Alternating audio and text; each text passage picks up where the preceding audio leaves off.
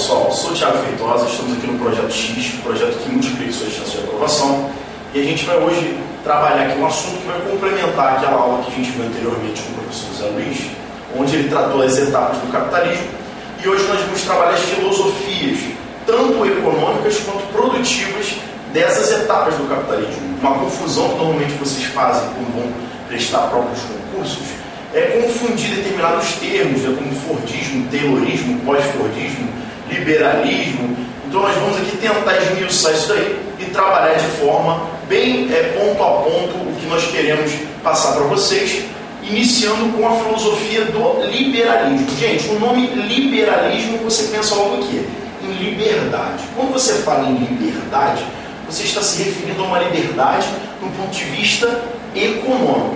O liberalismo ele surge, no primeiro momento, como uma filosofia econômica apoiada pelo seu teórico Adam Smith, que falava sobre a ideia da mão invisível do mercado, onde supostamente as economias, as relações de oferta e procura, elas se regulariam automaticamente, sem a necessidade de intervenção do Estado.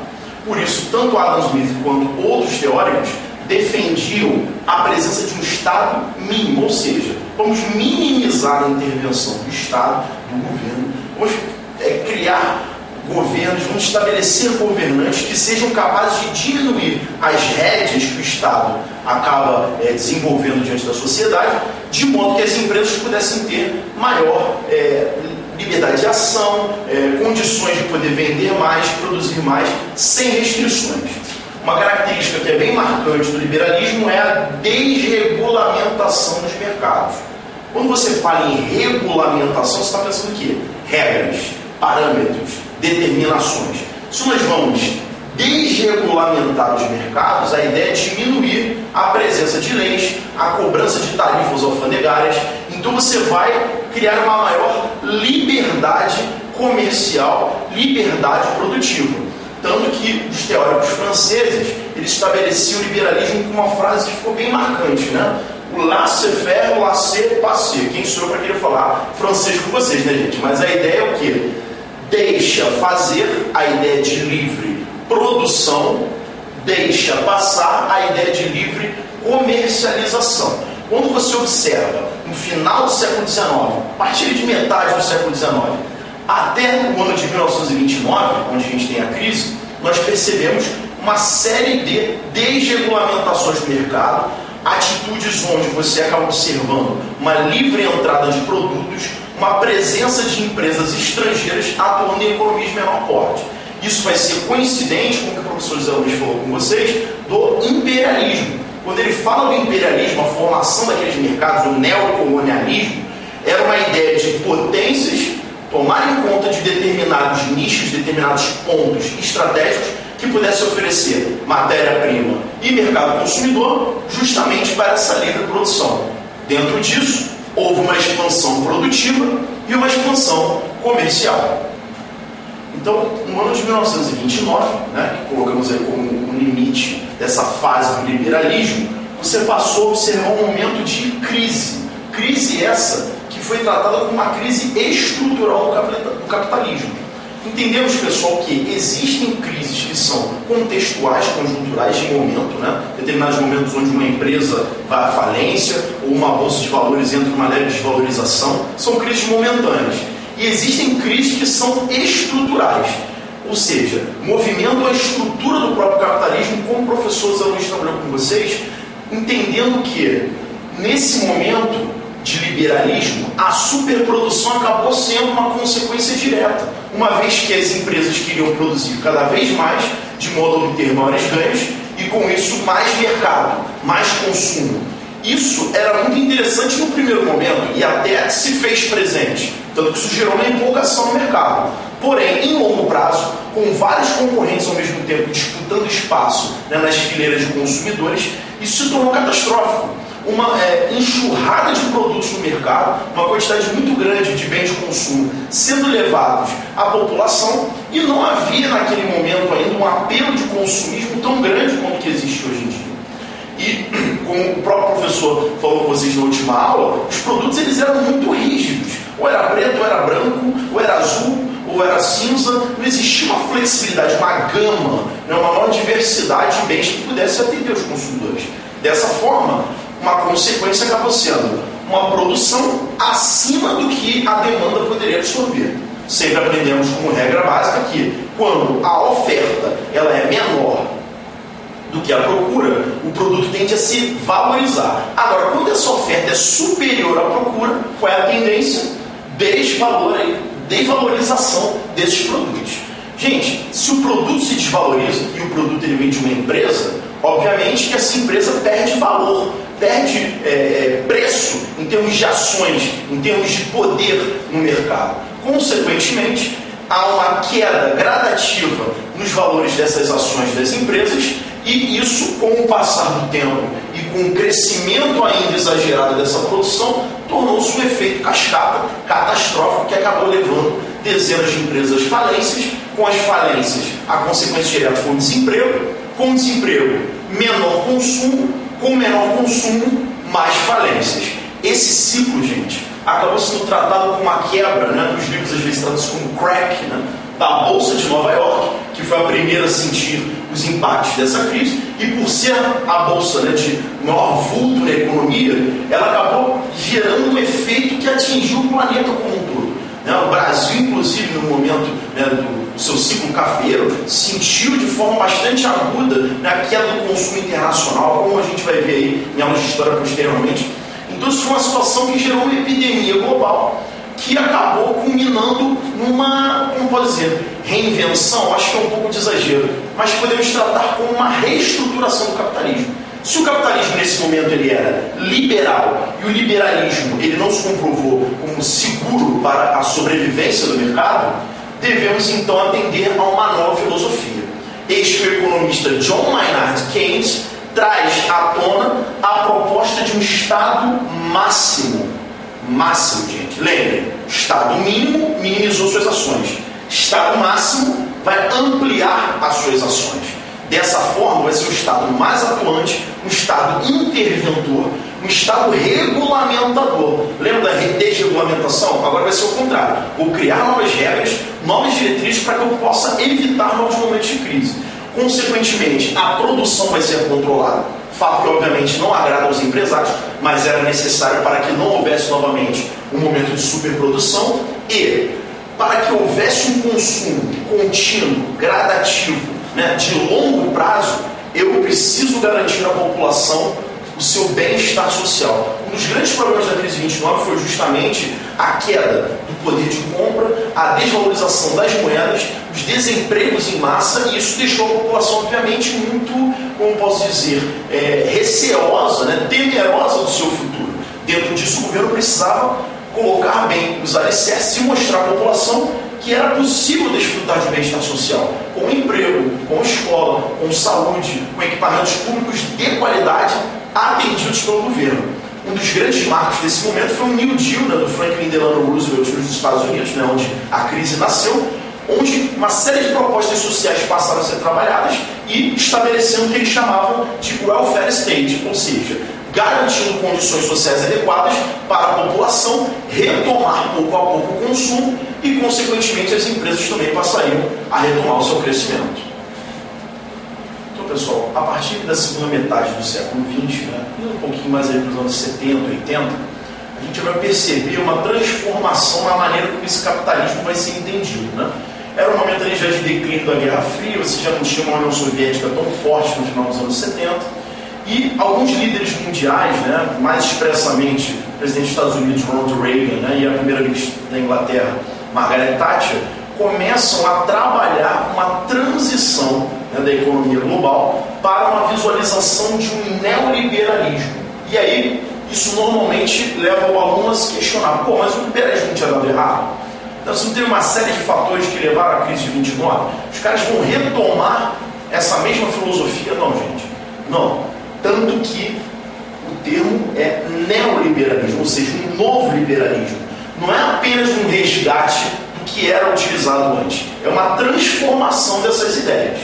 O neoliberalismo ele vai passar a ser estabelecido de forma assim, mais contundente, mais preparada, né, arranjada, em 1989, quando a gente tem o consenso de Washington, né, inspirado pela chamada Escola de Chicago. A Escola de Chicago vem ali de uma tradição de economistas, né, representados aí de forma mais ilustre pelo Milton Friedman, né, que vem ali da Universidade de Chicago, que já trabalhavam uma proposta de retorno de um Estado mínimo. Na visão desses economistas neoliberais, o problema é justamente o Estado. Se tem muito Estado, você tem problema na economia.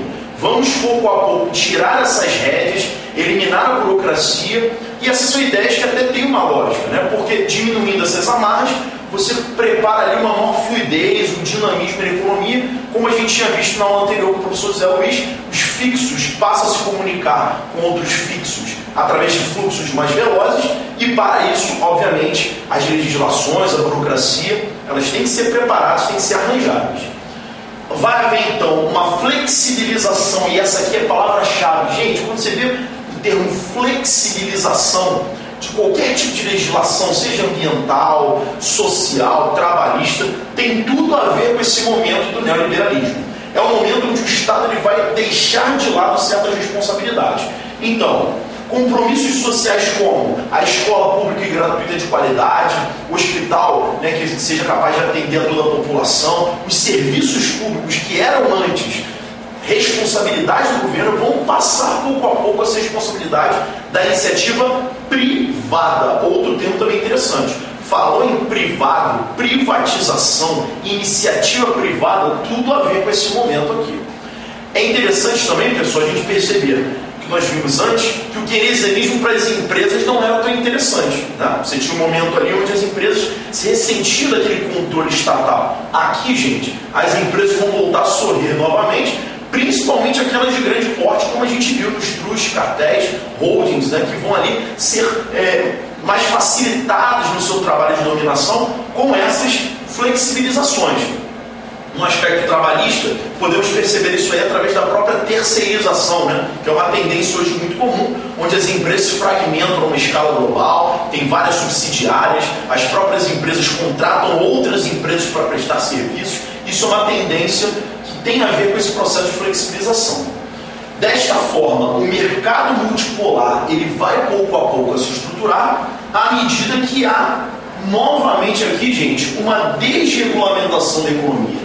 As rédeas que tinham sido puxadas com o keynesianismo agora vão ser afrouxadas, permitindo que os fluxos globais sejam espraiados. Esse termo espraiamento é muito usado também pelo geógrafo Milton Santos, quando ele fala dessa expansão, essa maior amplitude de alcance dos vínculos das empresas, dos vínculos, né, das próprias corporações, dessas grandes, como nós chamamos de conglomerados, que têm a capacidade de influenciar uma série de países simultaneamente.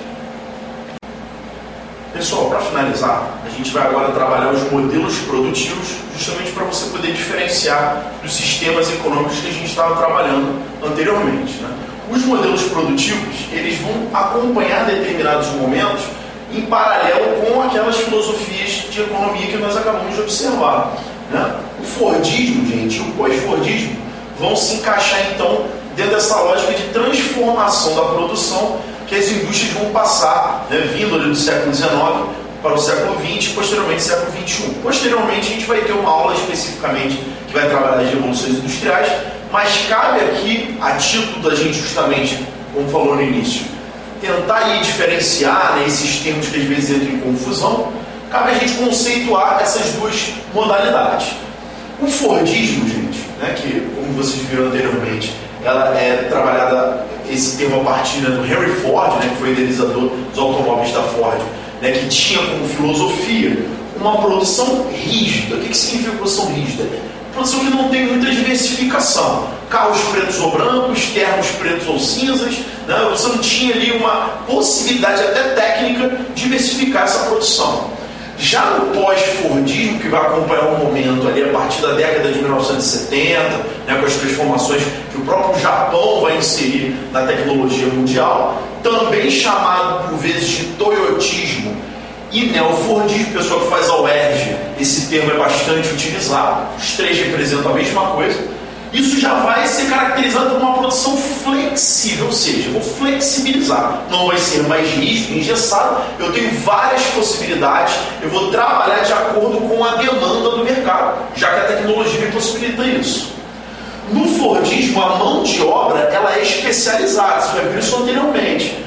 Determinação, né, que a gente acaba dando como o Taylorismo, né, esse tipo de filosofia onde mecanicamente o trabalhador vai executando atividades de forma repetida, de maneira a dinamizar essa produção.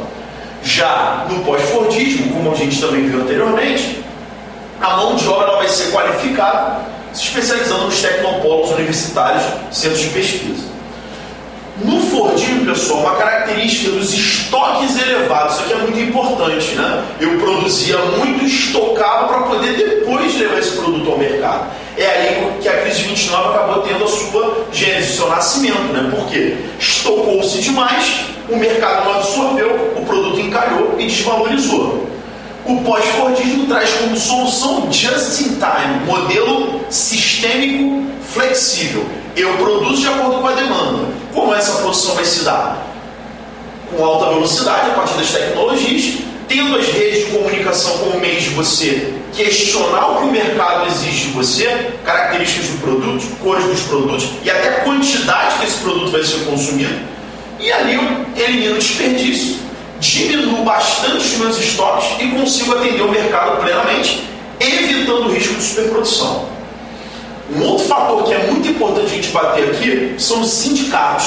Eram fortíssimos durante o Fordismo. Por quê, gente? O trabalhador, pelo fato de ele estar ali no centro da produção, atuar repetidamente, ele podia fazer uma greve e tentar questionar sobre o seu salário com o empregador. O empregador tinha que atender, porque se ele não atendesse, a produção ia parar e ia ter prejuízo. No pós-Fordismo, gente, a transformação se dá em torno de quê? A automação industrial, que é uma característica da revolução técnico-científica, vai acabar se relacionando com o desemprego. Por quê? Eu não tenho mais essa necessidade tão maciça de trabalhadores na linha de produção. Grande parte do trabalho é executado por máquinas, robôs, e eu tenho um complemento do trabalho com o funcionário empregado. Desta forma, eu acabo tendo um desemprego maior e um menor emprego também no setor produtivo. Lembre que a terciarização da economia é uma característica dessa época, mas isso vamos ver mais à frente em outras aulas.